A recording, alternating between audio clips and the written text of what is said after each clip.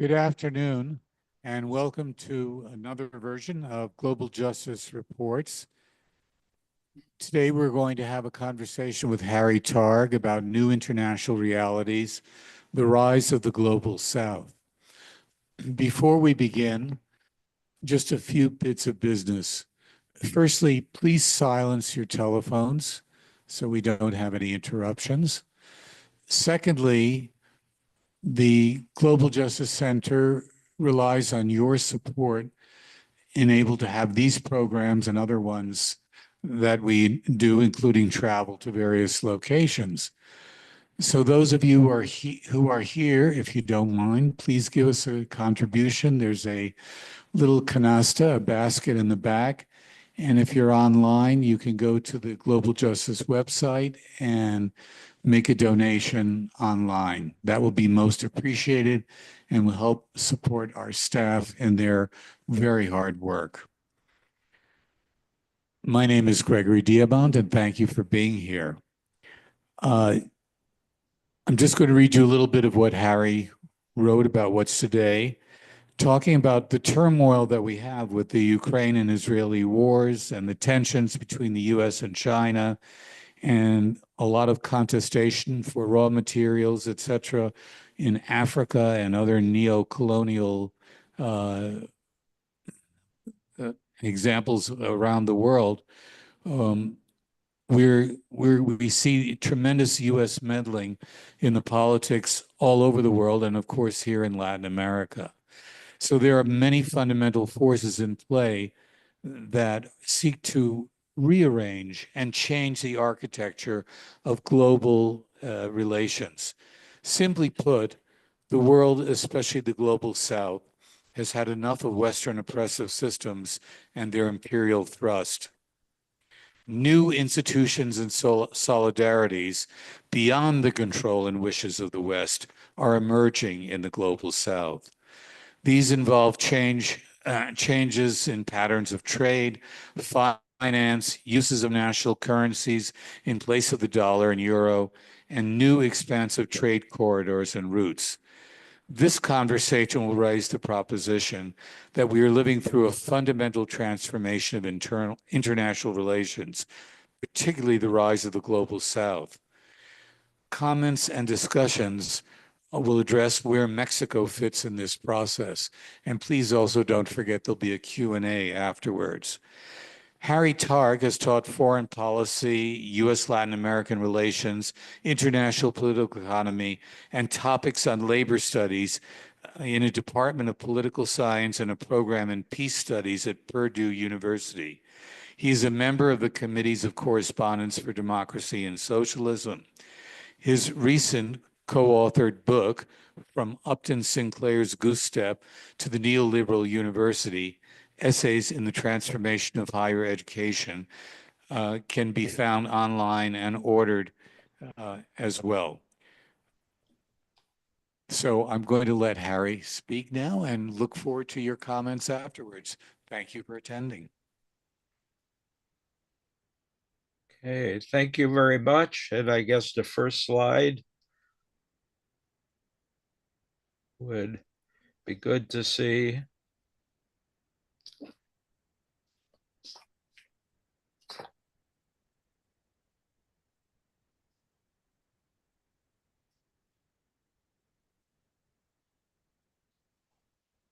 Oh, okay. Okay. And I guess I'm supposed to say next, right? When we want the slides changed. Thank you very much. I appreciate being invited here. And I want to remember some of my experience with the Center for Global Justice. And I realized as I prepared these remarks how much they parallel the development of the center and how much I learned from the center. I have a deep remembrance of Cliff Durand, who organized the annual Cuba trips in collaboration with the Radical Philosophy Association. His associates, Bob Stone and Betsy Bowman and others, I remember attending conferences in San Miguel on the issue of globalization. And so I feel to some extent my own intellectual journey, if you will, is tied up with the experiences of brought by these people and the Center for Global Justice. If we look at the next slide, I want to talk about, oh, okay. I also am influenced by and highly recommend the writing of Vijay Prashad, and his work will figure prominently in my presentation. And along with my evolving thoughts on international relations, in part derived by the Center for Global Justice, I was very much impacted by this early book by Prashad called Darker Nations. And the subtitle in the version that I used for class purposes was called The Darker Nations, A People's History of the Third World. And this is a narrative of the 20th century world experience from the vantage point of the global South. And I will repeatedly make reference to Prashad.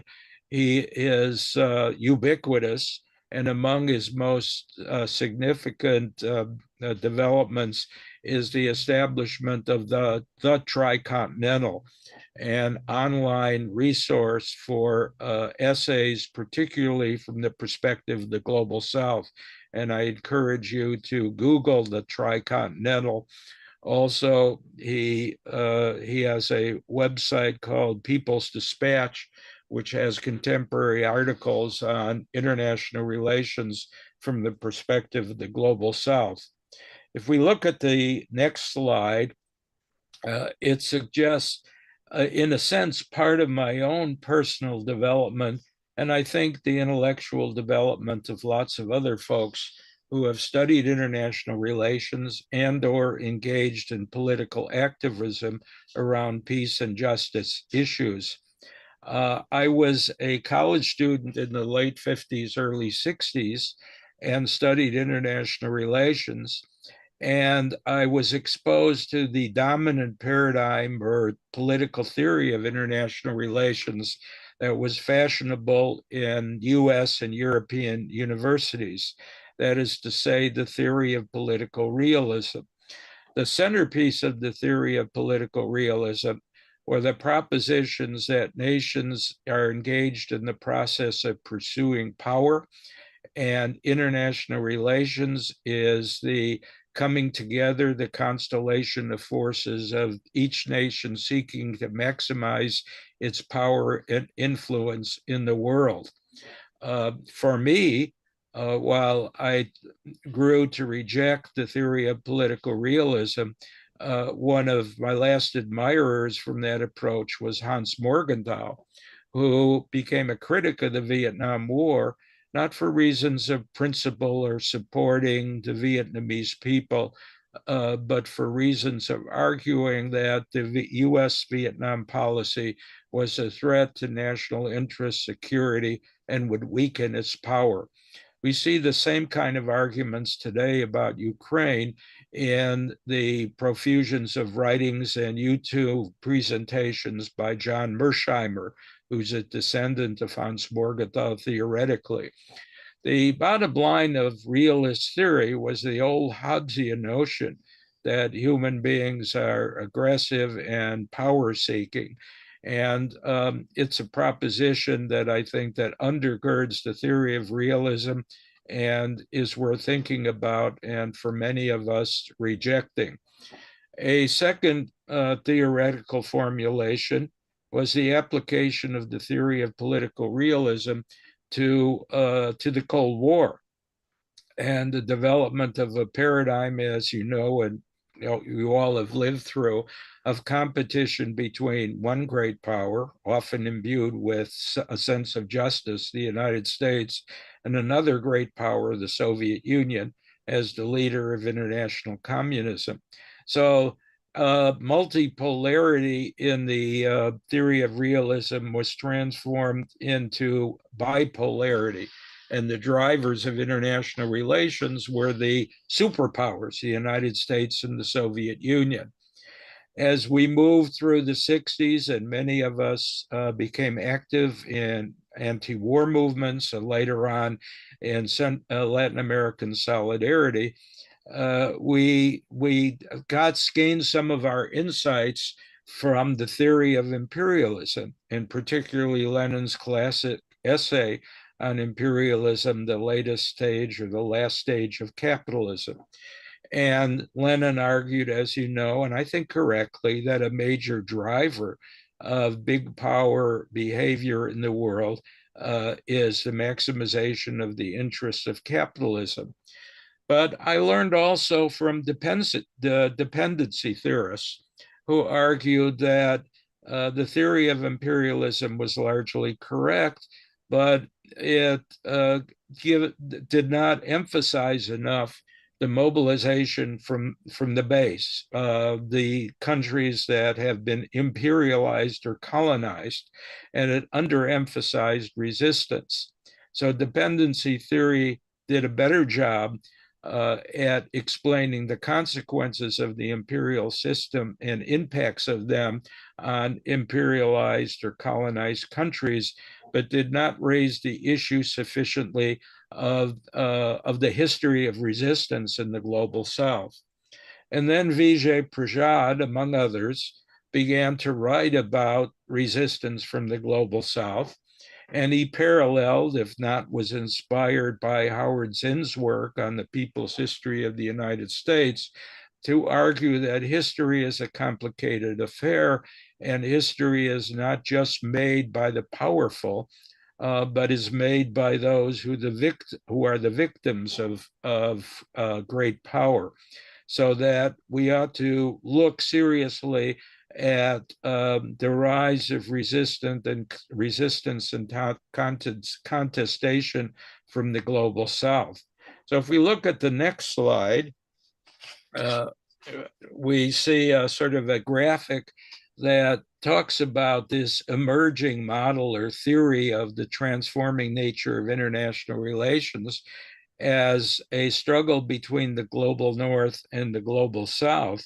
And what it suggests is that the bottom line of this distinction between the global North and the global South is about the role and institutionalization of colonization. It's not an issue of geography, North versus South, but it's an issue of colonization. And the global South is a metaphoric way to refer to those nations and peoples who have been victimized by formal colonialization and more informal neo-colonialization. Our next slide suggests some of the current data, and I'm going to read some more. I just want to give you a sense of the changing nature of economics and military power in the world today. For me, the bottom line is that most of us have been subjected to a view of the world that emphasizes a small number of great powers, predominantly the United States, and that this view needs to be revised. And implicitly, I'm suggesting that we're in a transitional period in the international system, a transition from global control by a small number of nations to a system of multipolarity and multilateralism derived in part by the growing economic, political, less so military power of countries of the global South. Of course, the major driver of the global South is China. And here I present some data on China's industrial productivity. And in the next slide, which we could turn to as well, we could see an image of the relative economic power of China versus the United States and other countries in the world. I won't dwell on this too much now. I want to read a little bit to you from Vijay Prashad. But I think this figure on the industrial productivity of countries around the world suggests that the United States is no longer the dominant economy as it has been for so many years. I was also influenced by Alfred McCoy, a scholar of U.S.-China relations, who wrote a book called The Decline of the American Empire. I'm paraphrasing the title, I always forget it. And the central thesis of his book is that China will exceed the economic power of the United States by 2030.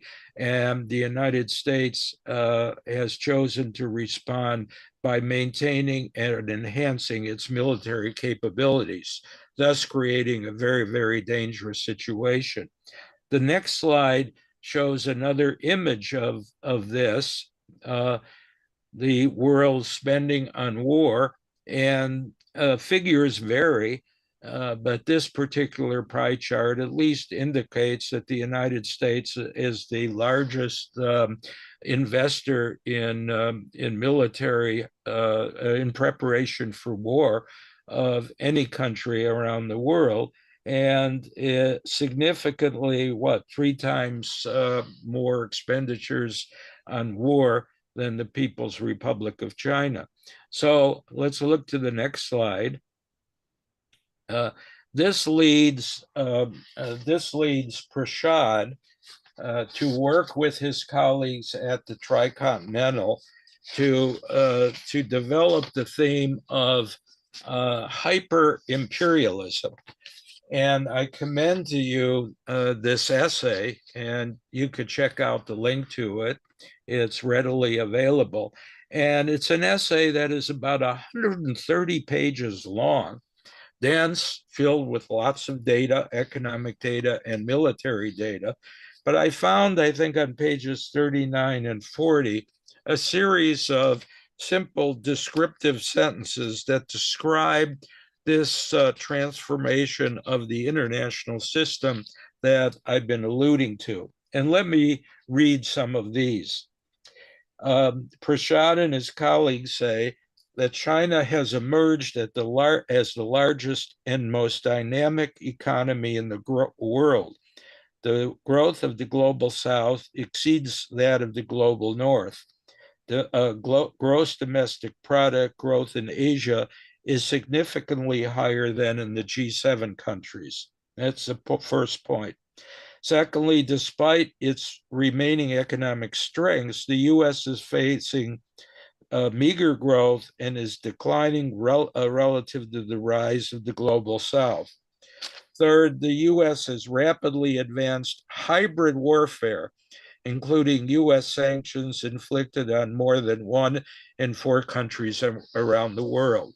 There are U.S. sanctions on some 40 countries, and of course, many of us who have been closest to Cuba shed a tear when we think of the ongoing sanctions that have been imposed on Cuba ever since the early 1960s.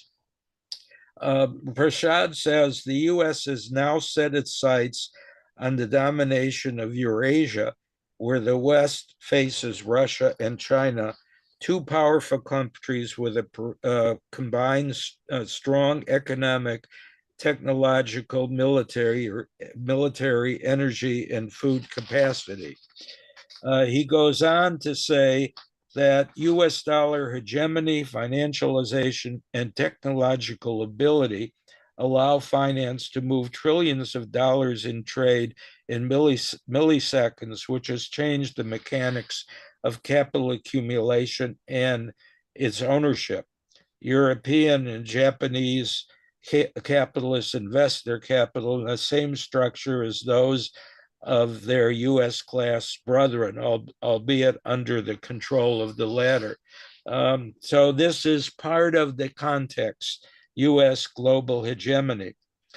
He goes on to say the US has enhanced its vast soft power infrastructure based upon the rise of a new generation of advanced social media and video streaming under the full control of US monopolies, all of whom are explicitly integrated into the US military industrial complex.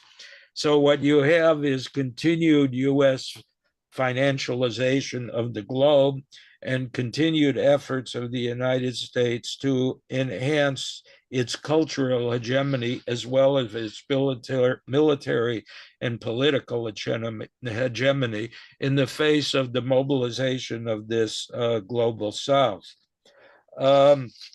He goes on to say, new multilateral institutions and alternative development financing models emerging from the global South are gaining momentum.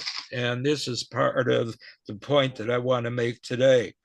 This is evident by the breadth of support for the Belt and Road Initiative, that is the growing network of Chinese technological and financial and business connections with countries in Asia, Africa, and Latin America, and the growing interest in joining BRICS. I'll refer to BRICS momentarily. Nearly 80% of UN member states participate in the Belt and Road Initiative, comprising around 64% of the global population, with their combined economies representing 52% of the world's GDP. And these to me are really a stark kind of statistics. I could go on, and there's more in these pages. I commend you to look at them. But here's, say, a summary statement, I think, which isn't included in this version of the PowerPoint, but it tells a summary story. Given these shifts, that is the rise of economic power of the global South, leaders of the US political ruling class at the Center for New American Security, the Washington-based think tank, and the US government's intellectual core, have defined US geostrategy as the dual defeat of Russia and China, which would mean that the global North would gain control of Eurasia. The size, share of natural resources, military power, geographic proximity, and independence from imperialist domination of China and Russia are the key factors in their respective global outlook and strategic partnership. So in the end, what he is arguing, of course, is that the United States sees as its primary project in the 21st century overcoming the rising global significance of the countries of the global South. This particular slide suggests that if we look at world history, past and present, we need to look at both the drives for hegemony and the drives for resistance. The second block on the first line emphasizes the 20th century revolutions: Russia, India, China, Cuba, Vietnam, South Africa, and if one chooses to call the pink tide revolutionary ferment, it fits there as well. And the subsequent slides make reference to various institutional changes that, from my point of view, have begun to plant the seeds for 21st century, the rise of the 21st century global South. The meeting at Bandung in 1955, establishing the non-aligned movement, the tricontinental meeting of some nations in Havana in 1966, the pink tide that we made brief reference to. I would add this, the World Social Forum, which organized and met for many years, not too long ago, and now the establishment of BRICS. So you have, throughout the period of US and colonial domination of the global South, patterns of resistance. I did not mention the new international economic order, which was an attempt of countries from the global south in the United Nations in the late 60s and early 70s to advocate for a modification of the institutional practices of the international capitalist order. They weren't revolutionary, they were reformist.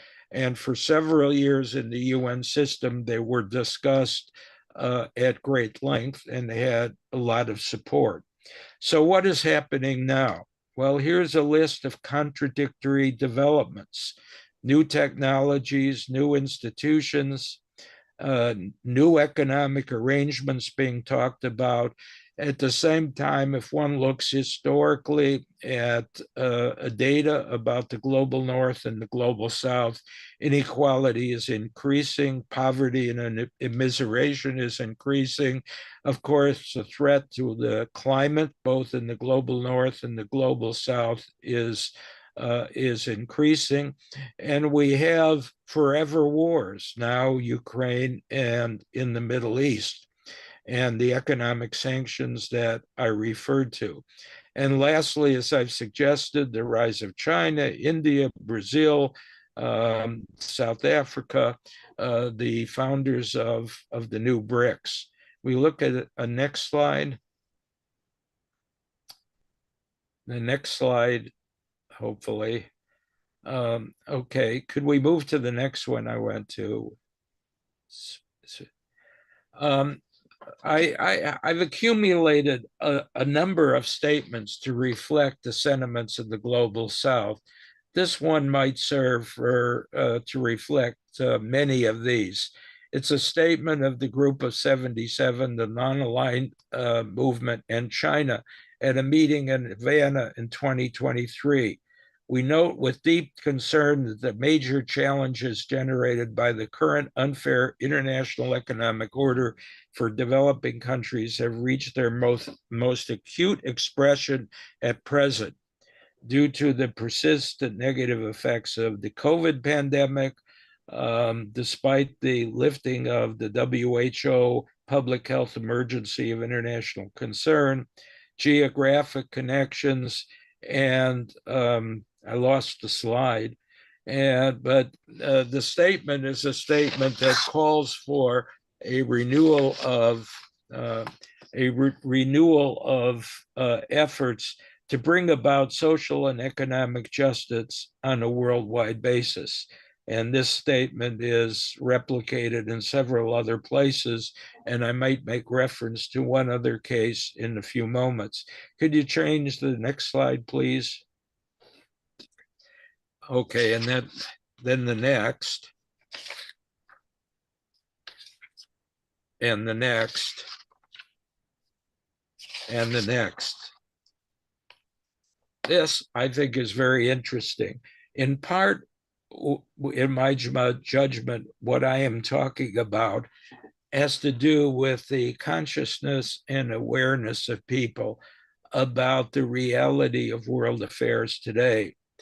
And it's not cranky old leftish professors who have raised these competing ideas about the new international realities, but it's the North Atlantic Treaty Organization as well. 2 years ago, NATO issued this document, that Cognitive Warfare, a Battle for the Brain. They couldn't be more vivid in their portrait. Could you do the next slide?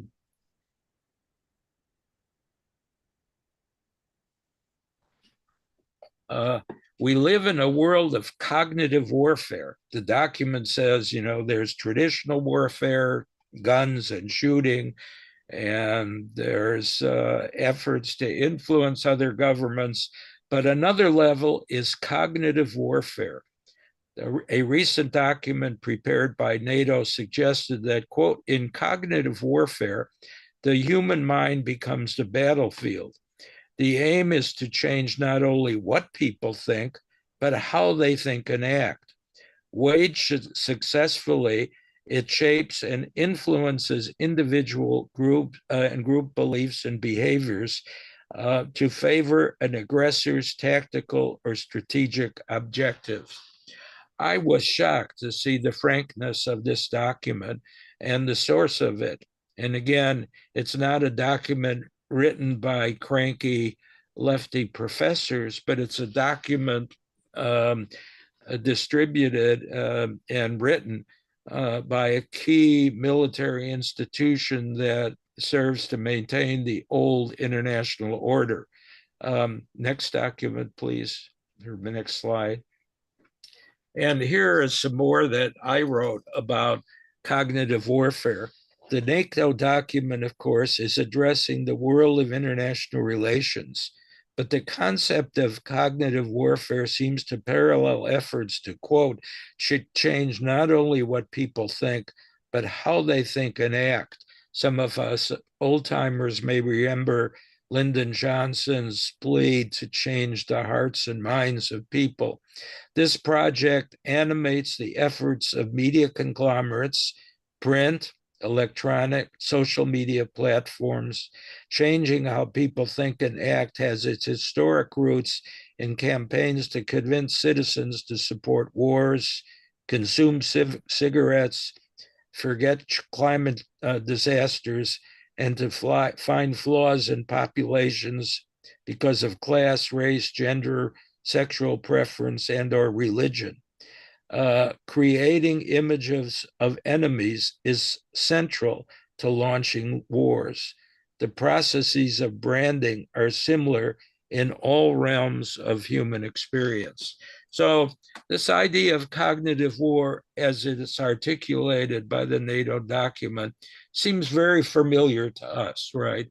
And we're living in an age of cognitive warfare. And it seems to me particularly important for us to articulate alternative conceptions of the nature of international relations. Next document, please, or next slide. Let's skip the Mexico for a while. Maybe you all will say more about Mexico, and we might come back to this. Could you skip this too? And this. Okay, competing narratives of the world continue. I had an occasion to read a very interesting speech by Gustavo Petro at the United Nations, either 2022 or 2023.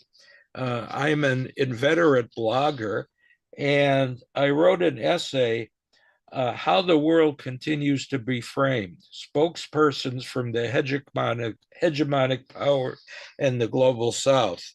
And I inserted in the essay a recent statement by the new president of the Council on Foreign Relations, which in my judgment is a major source of influence on American foreign policy. And he writes, and this is January 10th, 2025, across the world, a coalition of aggressors led by China and Russia is determined to undermine the leadership of the United States and the international system it built. Russia's full-scale war in Ukraine will soon mark its third anniversary. An unprecedented competition with China is playing out across the political, military, economic, and technological domains. Conflict is raging between Israel and Iran's proxies, and Iran is closer than ever to obtaining a nuclear weapon. A humanitarian crisis in Sudan has displaced more people than the wars in Ukraine and Gaza combined. And here at home, we face serious weaknesses in our defense industrial base and our capacity to incorporate cutting edge innovation into our warfighting capabilities. So I think this was a stark presentation just last month of the point of view of the Council on Foreign Relations about the threats that that the United States faces as this new international reality emerges. And in my blog essay, I juxtaposed this statement with a speech that President Petro gave at the United Nations. And the differences in the views of the world between the Council on Foreign Relations and President Petro could not be starker. He says, and I'm just really reading the highlight points, which he develops at length. The world is diverse in its land, living things, and people. And he says, I come from one of the three most beautiful countries on earth. He says, secondly, but the world is also a violent place. And he says, third, and the cause of the violence in question, the greed of the global north. And fourth, he says, and the victims, the land of and the people of the global south. And he goes on to say that the pursuit of power is to make up for the emptiness of consumer society. And the culprit, he says, is money and unbridled consumption. And he says the excuse for despoiling nature and making persons expendable is the system of global capitalism. It was a powerful, impassioned, rhetorical statement that was presented as part of a number of statements in the United Nations. And again, in my block essay, I juxtapose that with the statement of the Council from the Council on Foreign Relations. And if we are talking again about contestation between competing worldviews, nothing could be more clear to me than this contestation between the president of the Council on Foreign Relations and President Petro of Colombia. And secondly, the data would suggest to me that along with the cognitive warfare embedded in these two radically different visions of the world is an economic transformation of the globe that's moving in the direction of the global south. What about what's happened since President Trump came in office?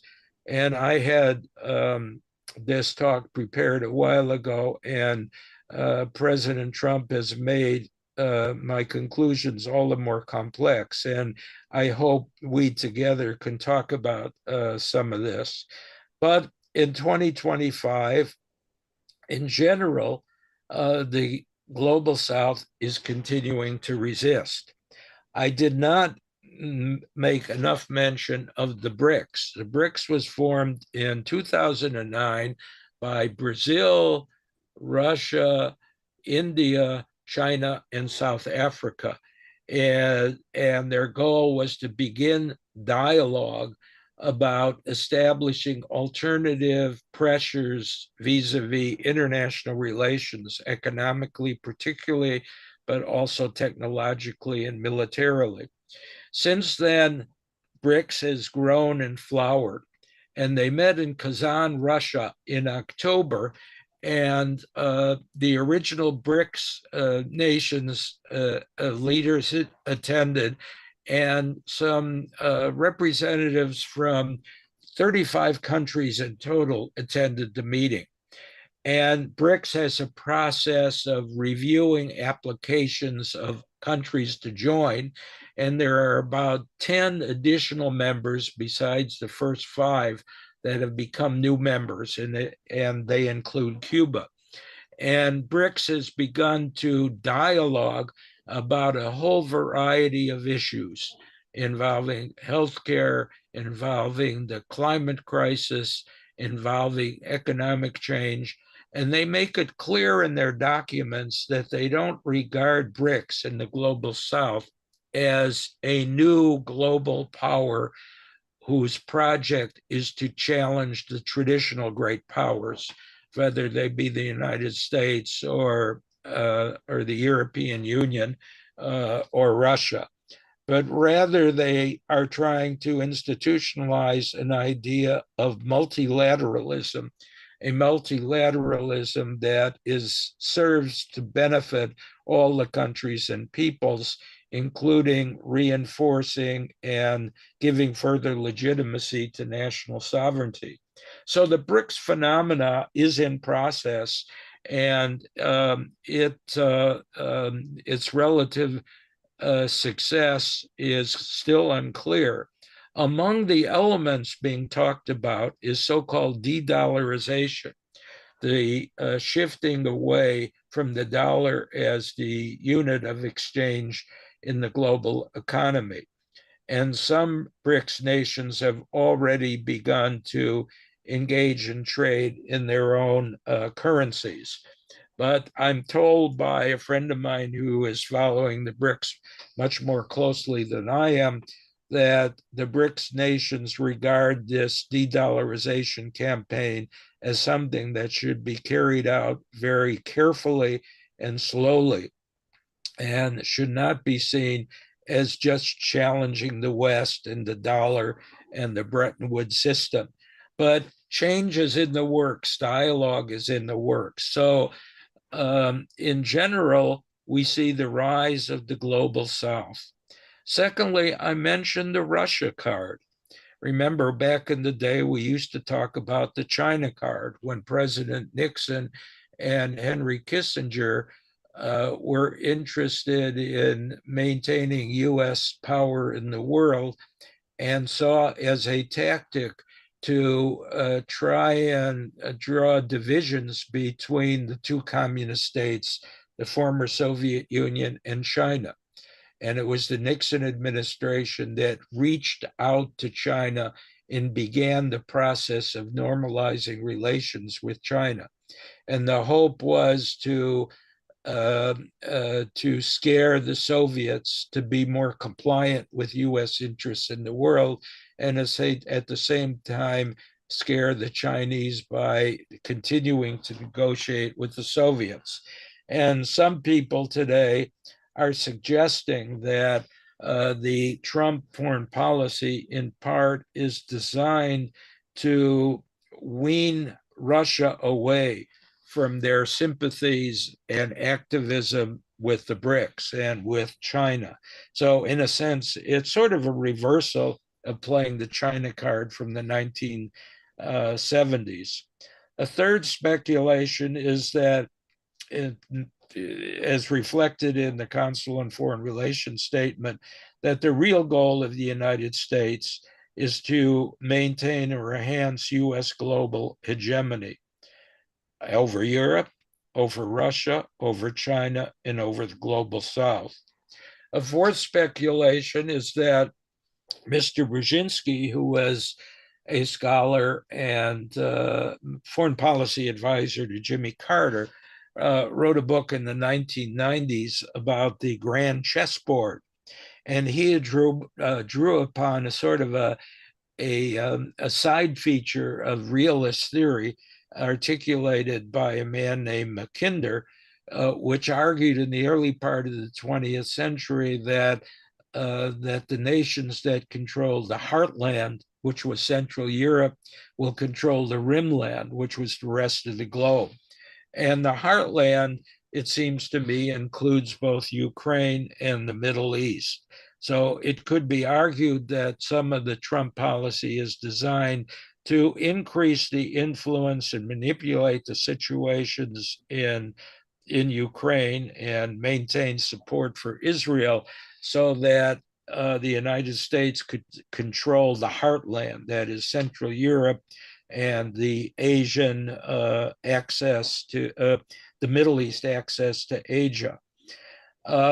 In addition, one could see even more clearly the effort to reestablish hemispheric hegemony. Of course, Canada, Mexico, a reestablishment of the most brutal sanctions against Cuba and Venezuela, currying the favor of the leader of Argentina and trying to overcome and destroy the flavor of the pink tide and the Bolivarian Revolution. Next slide, and I'm just close to done. Some more speculation in general, referring back to Alfred McCoy, the United States is interested in overcoming its declining relative power in the world. And again, the economic indicators show China is equal to the US in many dimensions and or will exceed the US by another decade or two. And McCoy argues that we are trying to overcome this deficit in economic power by increasing, maximizing our military capabilities. Questions? And I throw this out to you. I put up some slides, as you saw, that we went through quite quickly. I didn't stop to look at them. What is the position of Mexico on this? And I'm asking you for some answers about this. To what extent is Mexico sympathetic with the ideas of BRICS? As far as I know, Mexico is not a member of BRICS and has not applied to be a member of BRICS. What does the new administration of President Sheinbaum have to think about increasing its solidarity with the global South? I know it has, in some dimensions, particularly in relation to Cuba, been in solidarity for years. Lastly, and I throw this out for conversation, but the peace movement needs to think about these new international realities. Pressure the squad to articulate more firmly an anti-hegemonic foreign policy, pressure the squad to be more resistant to military spending, pressure the squad and others to oppose the increasing danger of the spread and use of nuclear weapons. And finally, perhaps the peace movement ought to see itself as working in solidarity with groups in the global South and to listen to groups in the global South and to a considerable degree respond to the requests and demands and the positions that the global South takes.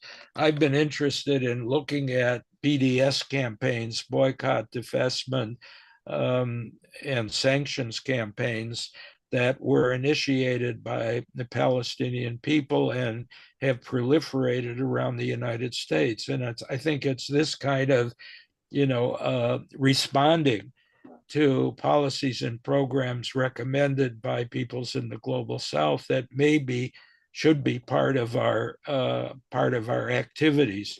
And finally, international organizations were established after World War II. Many of them were tinged with big power tinged with big power sentiments, the Security Council, for example, but also these international institutions are broadly participated in by countries all around the world. And maybe it makes sense for us to revisit the tradition of the United Nations system. I used to teach in my peace studies class a period or two on the United Nations system.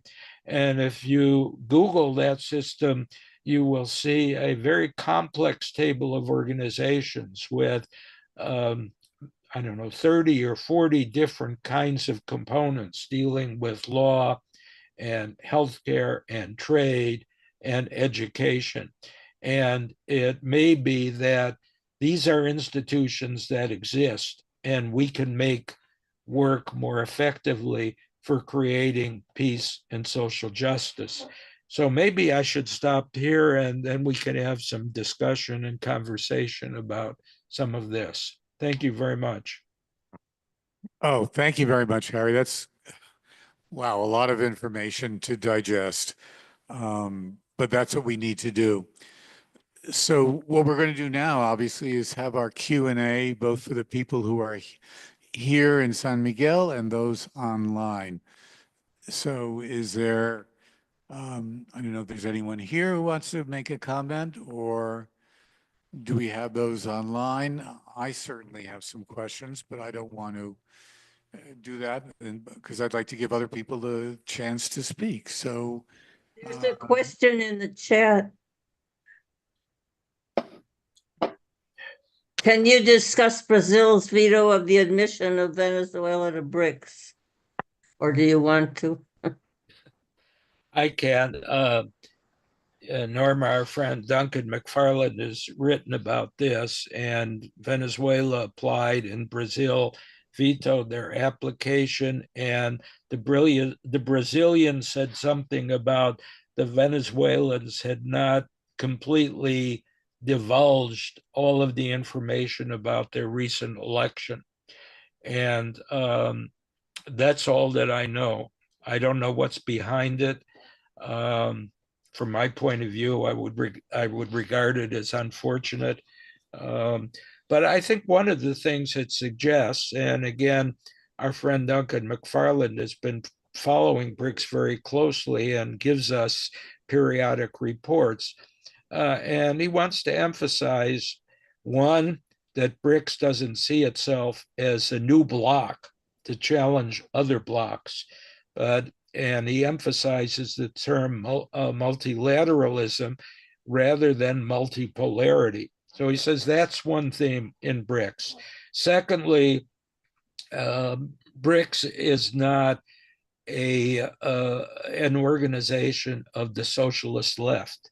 The countries in BRICS obviously have a variety of economic and political movements embedded within them. Most of the countries in BRICS are capitalist in structure. And so the BRICS formation is really a pluralistic one. So within that, I suppose nations and people could debate about the authenticity of the Venezuelan election. I'm not saying I do, but that may have been an issue for the Brazilians. That maybe someone in the audience has more familiarity with Brazil than I, but that's my guess. I have a comment, Harry, and everybody. The Council of Foreign Relations document that you quoted uh, was interesting, and of course, it did put right out there a lot of the challenges that the United States faces and is trying to overcome.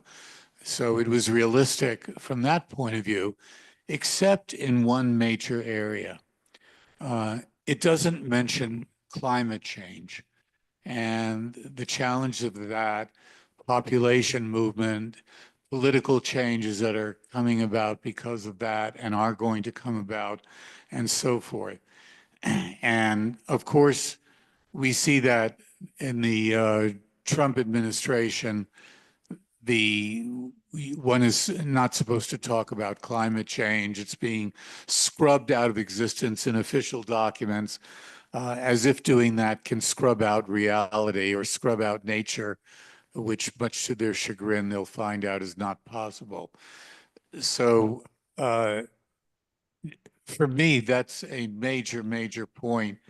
And the what is going on in the exploited nations that you call the metaphor for the global south is going to get worse and worse, and in the north as it goes on. So that challenge is going to be one that's going to have to be met. And it's not going to be met by pretending that it doesn't exist or scrubbing it out of documents. So it'll be interesting to see how that takes place. A second point I wanted to make was about the tariffs that we see unfolding from the Trump administration.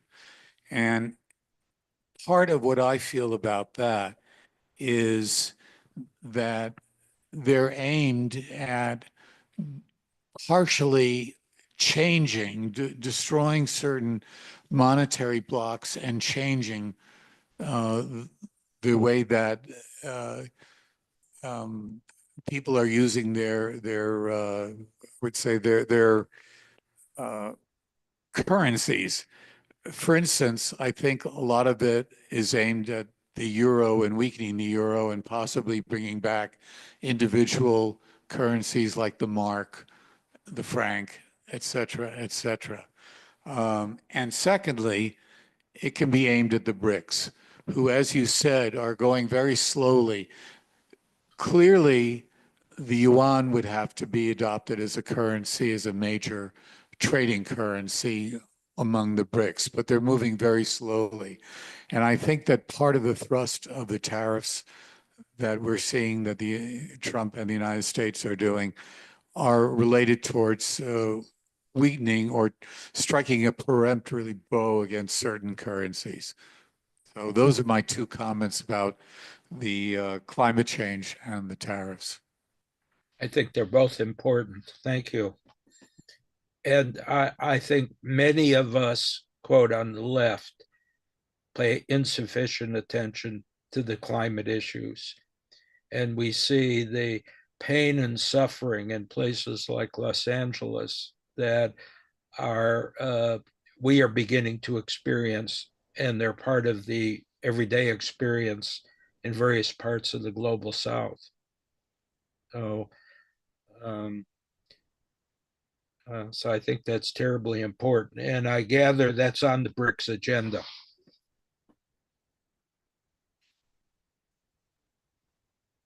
The question that I asked was Mark's question, and I have a comment if it's all right. It's okay with me. Well, it's kind of asking the person conducting the program, but I can wait if you can ask for a question. Do you want me to, my question? I personally hear these terms, global north, global south. They mean nothing to me. Basically, I see it differently. I mean, countries like India, for example, which have a huge growing economy, China, for example, Malaysia, Indonesia, they're all in the north. Russia clearly is in the north.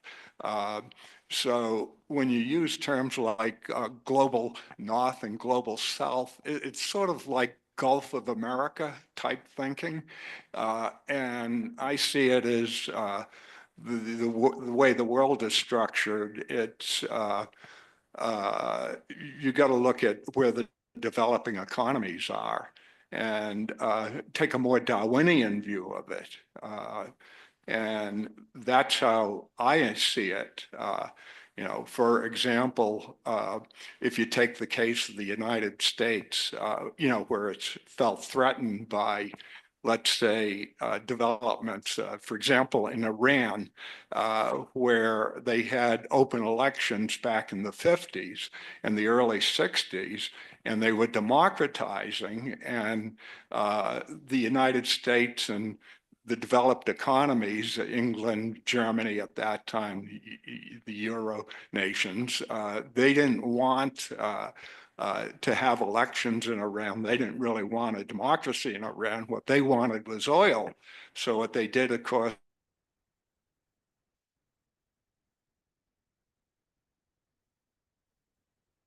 into Iran. So basically, we live with that legacy today where they absolutely hate us. And of course, that's what powerful nations do. When they feel threatened, they just prey on the weaker nations. And to think in terms of things like BRICS, you know, that's an interesting alliance, but they're all in it for themselves. Basically, it's who can get more out of it for themselves as a nation. So we're kind of living in a nation where, in a world where you have competing interest and you have predatory interest and different things like that. It is the time of Darwin, and that's how I see it. Okay, the only thing, if I might respond, early on, I showed a slide, a kind of cartoon on what does global north, global south mean. And it said it's not geography, and it's not even just a level of economic development, but the global south is a metaphor that refers to countries that have been colonized. And from my point of view, almost all of the members and sympathizers with BRICS have had experience with, call it European and US imperialism, and their economic lives, their cultures have been shaped and framed by the colonizing powers. And I think that's what they share in common. I interact with some people and peace movements where I'm at in Indiana and Wisconsin some of the time. And I've been profoundly impressed with individuals who, with this passion, speak about being the colonized, and from their point of view, almost seeing no difference between, say, Biden and Trump. We are engaged in, all sorts of political discourse about the differences within our country. But these people experience the world from the standpoint of primarily Western domination. And it doesn't mean that they can come from countries that are pristine and pure. It doesn't mean that they come from countries that are not class ridden and patriarchal and fundamentalist in one way or another. But what they share is a conception of Europe and the United States dominating their life. And I'm convinced that that is a significant reality. And that's the reality that is bringing the BRICS together. And to use a metaphor from one of my heroes, Bernie Sanders, I think they're saying enough is enough in the 21st century. And they would reject the Hobbesian Darwinian vision that you project. And I think what you articulate very well is what I've called the theory of political realism, which is still a prevailing theory, a way of looking at international relations. But I think the BRICS people and nations reject it. Can I make my comment? Hello, I don't have your name, the person conducting the program. Hello? Okay, well, I'll tell you my comment and you can interrupt me if I shouldn't be making it. I've put a note in the chat, and I'm reading from it. Greed is a moralistic description, something from the pulpit, where if you all stop being greedy, then you could fix the problem. That's, of course, not the case. It's not greed. It's the social construct, as described here in the presentation, primarily as the requirement we all bow down to the for-profit system, capitalism, that is a mental bowing down, a structure indoctrinated into us from the cradle, from nursery school, throughout schooling, requiring recovery as from a cult. Yeah, I've heard people speak about being recovering Catholics. But a person has to recover from the obsession that we adhere to working toward surviving capitalism, that is surviving and being able to pay our bills and buy some chicken or whatever. Okay. Good, thank you. We have another comment here in the audience. Yeah, I think I could go on for a half hour on questions and comments here, but I'll do my most important one first. Do you think that what you describe as the rising power of the South, of the global South, a problem? Do you think that's a problem? If you do, how would you fix it? If you don't, how do you deal with the tribalism that we've had from the beginning of time?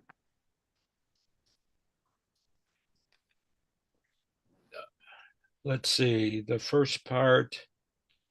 From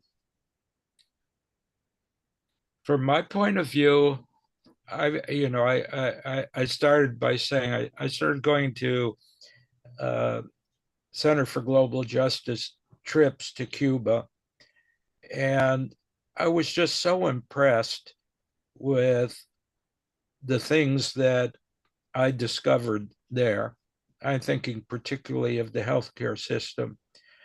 From my point of view, we would learn a lot and perhaps improve the quality of our lives if we were more sympathetic with contributions from the global South.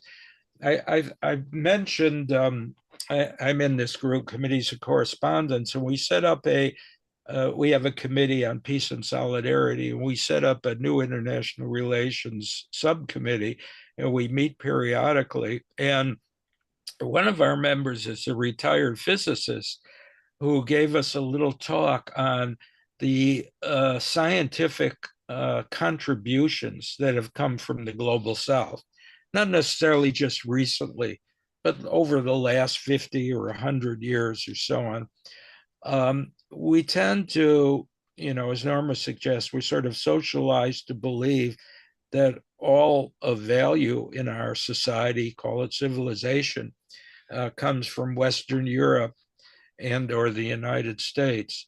And I think a more realistic conception of world history would suggest that contributions have come from everywhere. And given the fact that so many of the people in the global South, at least given the economic indicators and the climate indicators, are experiencing so much pain and suffering, I think we could learn from a better understanding of their experience and their vision of what a better world might look like. So, one, I'm not threatened. Two, in terms of tactics as a peace movement, for example, I would assume all of us are in one way or another regard ourselves as peace activists. That I think we ought to work more closely in collaboration with movements in the global South. You remember about a decade ago, around 2010, there began to emerge the World Social Forum. I thought those were really exciting to read about. And these were gatherings of 1,000, 2,000 people from various countries. And the representation was not from states, but from social movements, the landless movement in Brazil, and feminist movements, and progressive trade unions, and so on. And I think that's a kind of model that I would like to see us pursue further. And I see snippets of it in the Movement for Palestinian Justice, PDF. I see snippets of it in Jewish Voice for Peace. I see a little bit of it in Code Pink. And, I think we could learn from the global South. And I think we could learn from looking carefully at the dialogues and debates going on within the BRICS meetings. So I don't feel threatened. And in fact, to some degree, our survival might depend upon the vibrancy of these social movements in the global South. So, and you all, I've only been to San Miguel for a short period of time, but I sense that people from the United States who moved to San Miguel are very sympathetic with and supportive of the culture and politics that you've accumulated or acquired from being in Mexico. So to me, it's a kind of concrete example. Do we have some people online? Pardon me? There's a question from Mark online. Harry, thank you very much for the presentation. I need to consult some of the sources that you identified to more fully understand what you had to say, but it was really thought-provoking. You mentioned several times your experience in Cuba, having traveled with the center, and I don't think I have to remind the people who are in San Miguel about this, but those online, I would encourage you all to join the next trip that the center is organizing in June. I was able to go last year, and looking forward to it again, even though I've traveled maybe 20 times to Cuba and lived there for a year or so. You always learn something, and to me, get inspired. My question, Harry, for you is, how do you interpret or incorporate into your analysis the Ukraine's recent announcement that they are willing to give up what sounds to me like a huge portion of the proceeds from their mineral resources in order to get the Trump administration to continue to fund their weapons? Well, since they were so dependent upon the U.S. militarily, it's typical Trump use of muscle, right, to coerce Zelensky to accept this deal. That I know it's not a very sophisticated answer, but I think I'm kind of convinced by the argument of the play the Russia card argument that the Trump administration sees as its major adversary in the future is China. And if the US could wean Russia away from its sympathy with China, and remember, Russia hosted the last BRICS meeting in October, that it would be a net gain from Washington strategists. And so I think Trump is willing to lean on the Ukrainians to end the war. And of course, a positive byproduct is access to all those vital resources as well. So, from my point of view, both of these are key motivations. There's always a sense. I have structural arguments, but Trump gets me closest that I've ever felt to personality and individual variables. That we're trying to make rationality out of what he's doing, but it does seem like what the consul statement indicated, that we still regard Russia and China as our major adversaries. And if we could pacify Russia, all to the good in terms of the struggle against China. And just as an aside, I'm retired from Purdue University, which was largely a STEM university, but they had a strong liberal arts component. Beginning about 5-6 years ago, they started getting even bigger military contracts. And we have a Raytheon plant on our campus. The U.S. Space Force has a presence on campus. There's lots more militarization of Purdue than there used to be.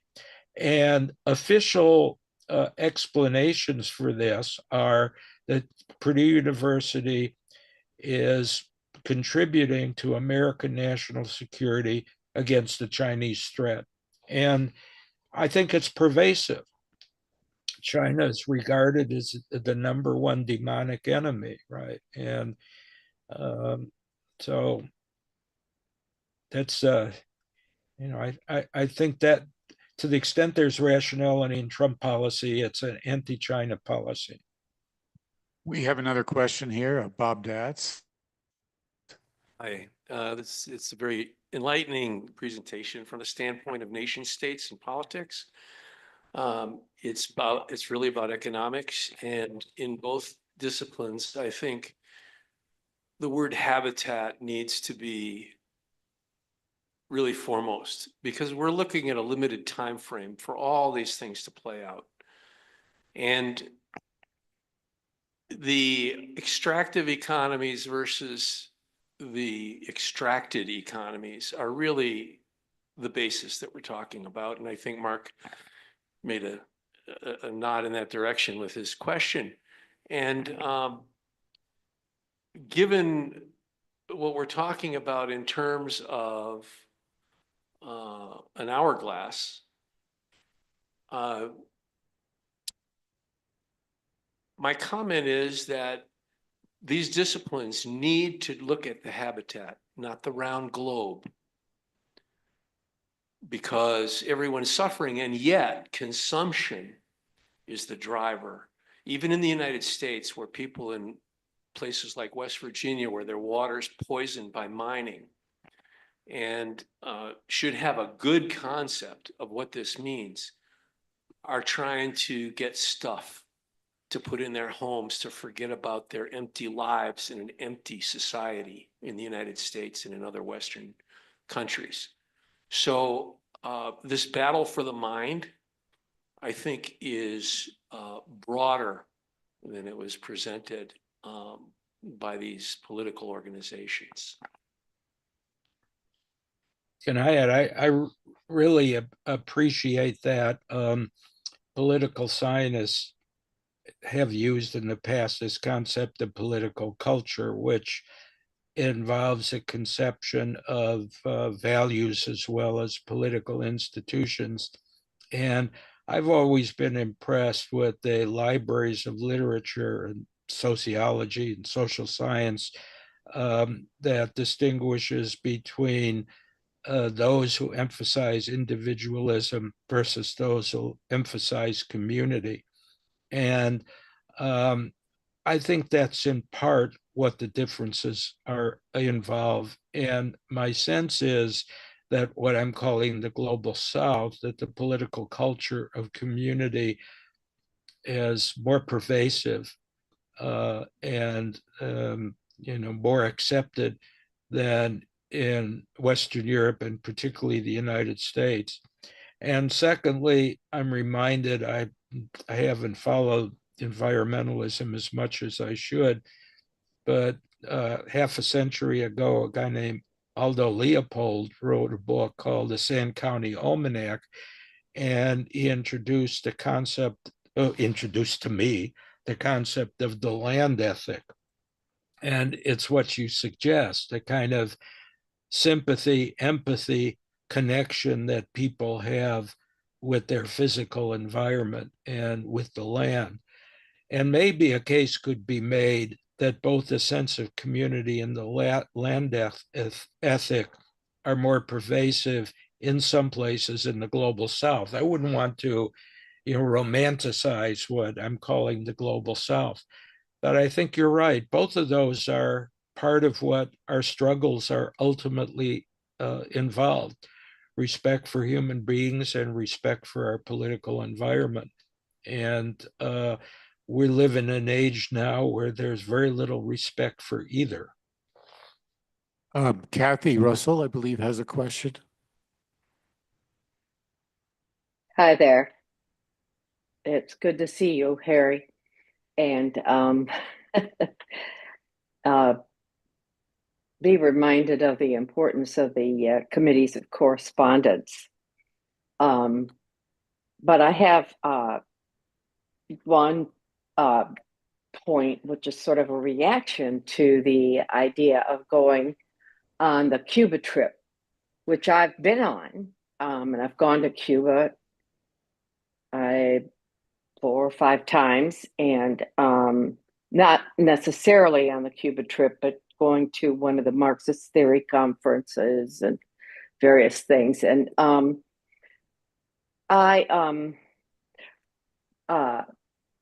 my partner and I were planning on going to the Cuba trip earlier this year, and we decided not to go because it was a time in which the resources, particularly like electricity and the infrastructure of Cuba, was being so challenged that, coming from the dominant enemy, even as leftists, going there and draining resources and the capacities of infrastructure did not feel morally right to me. So, yeah, I don't know if the center wants to respond to that. But I have another question which has to do with cyber warfare. But I don't know, maybe I'll raise it later. Is it true? Maybe Greg wants to respond to this, but I have friends who are very, very active in Cuba Solidarity, and I have sort of a fleeting acquaintance with IFCO, and they're urging people to go to Cuba. That gives both moral and some financial support. So that's all. That's all that I know, and I've seen literature from these groups saying it's wrong to say that you cannot travel to Cuba, you can go, and so on and so forth. So, maybe the Cubans have regarded it as a net gain for them if we continue to go and spend money and see what's going on there and get ideas about what we might be try and do back home. Solidarity. Hmm. That's the important word, I guess. Any other comments, questions? Yes, we have someone here. Thank you. My name is Ross Henderson, and I'm from Canada. And as you're aware, we've been under various threats now from the U.S. government. But my first comment is on China and talking about them, because the rise of China over the last 20, 30 years, as I understand it, was encouraged and supported by the U.S. And it was encouraged and supported through U.S. industry, who moved a lot of their manufacturing over to China in order to chase lower costs and higher profits.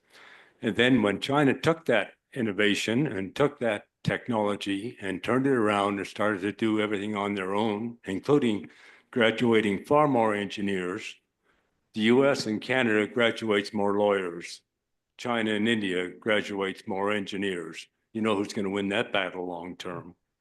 So, but what we have done is we've turned China into an adversary, and there's good reasons to do that, but we've let the captains of US industry off the hook and their responsibility for some of where we are today. And we just pass it over. My second comment would be on capitalism. And it seemed to me that capitalism may still be the best process out there, but it's not working nearly as well as it needs to for more people.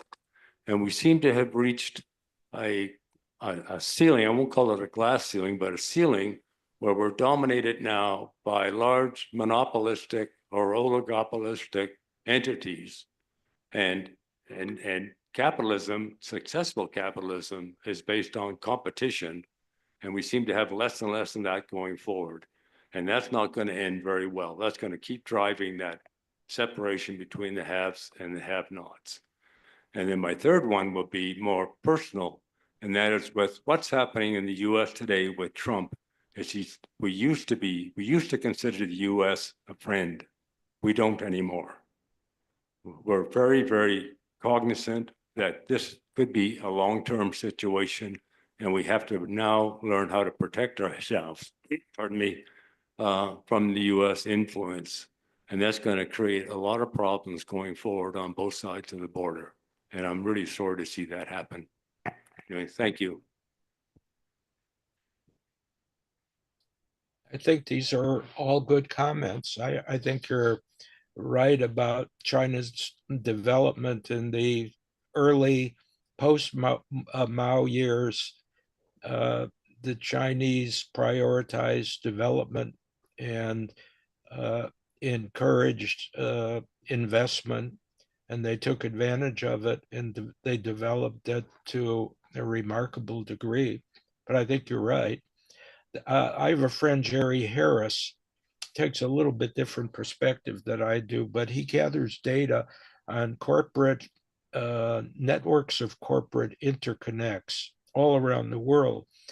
And much of his data indicates that there are US, European CEOs at the apex of Chinese organization, and Chinese have similar representation in Europe and the United States.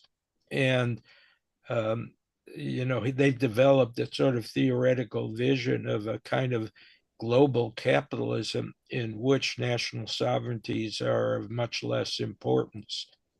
So it may be, one could argue, that if we look inside the Trump administration and Europe, particularly European administrations, that one could see sort of contradictions among economic elites about what is the best policy for them. And one of the things I'm looking for and keeping my fingers crossed about the US is that the contradictions between finance capitalists and the Silicon Valley capitalists and the military industrial capitalists and the manufacturing capitalists would create increasing conflict and tension in the Trump administration. And we on the outside could use those to improve our political positions. But I think you're right. Chinese development was intimately tied to decisions they made to increase economic ties with the United States. Oh, thank you very much, Harry, and everybody. I think we do not have any more questions, so this would be a good time to end it. And Harry, Can I make like 2 comments? Brief sentences? Yes, it's okay. Okay, for one, look up the word Sumud, Sumud. It is the basis of Palestinian feelings about the world, about themselves, is one. And the other is, I would recommend reading Marx to find out how capitalism is self-destructive. It cannot continue. It self-destroys, which we all say, oh, it's happening tomorrow. No, it's not happening tomorrow, but it is going on.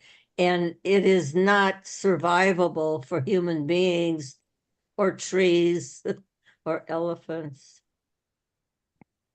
thank you very much, and thanks everybody. And please don't forget to make a contribution to the center, either online or here if you're here in our basket. And again, Harry, thank you so much for a lot of things to think about and a lot of interesting information. And thank all of you who have participated in the question and answer. So we'll see you next time. Do we have do you want to make a comment about the next program? No. Okay. So thank you, and look online and we'll send you information. Thanks for these meetings. Thank you. Thanks a lot, Greg, and everybody. Thank you, Harry.